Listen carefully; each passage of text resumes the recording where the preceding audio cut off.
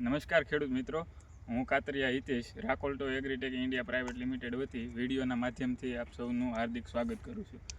આજે આપણે આવ્યા છીએ એક પ્રગતિશીલ ખેડૂતને ત્યાં કે જેમણે તેમની મરચીની અંદર રૂટ ગુરુનો ઉપયોગ કરેલો હતો. તો આવો જાણીએ એમના રિવ્યૂ. નમસ્કાર. નમસ્કાર. શું નામ તમારું? સોજિત્રા ભાવેશ વિઠ્ઠલભાઈ સોજિત્રા. ગામ? મોટા ભંડારીયા, તાલુકો જિલ્લો અમરેલી. તાલુકો જિલ્લો અમરેલી. Mobile number? 98 797 73 129.